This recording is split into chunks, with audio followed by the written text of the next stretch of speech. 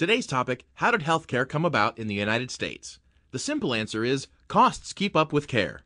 As the nation went to war in the early 1940s, many able-bodied men went overseas and competition for workers began to increase.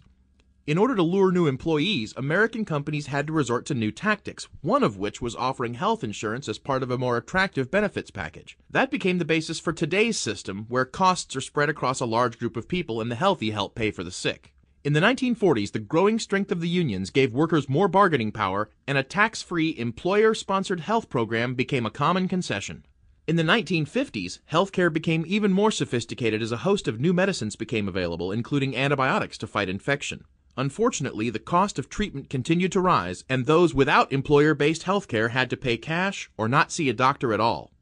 By the dawn of the 1960s, companies across the nation began to offer health insurance in response to the rising costs of medicine, treatment, and newer, more sophisticated procedures.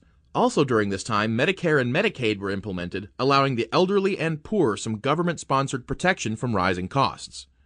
During the 80s and 90s, health costs rose rapidly. As a result, most employer-sponsored health plans changed from the more expensive pay-as-needed plan to a plan that allowed third parties to set up fee structures and manage costs. By the mid-90s, the most common type of health plan was managed care. Today, managed care is still fairly common in U.S. healthcare, especially as a PPO plan, though it is losing popularity as more consumer-driven plans are introduced. Health insurance is still typically available through your employer, who negotiates coverage for the whole group of employees to lower costs. If you're self-employed or unemployed, you typically have three options. Take a big financial risk and go without medical coverage, pay full price for every medical procedure at rates that haven't been pre-negotiated, or purchase your health insurance on the open market.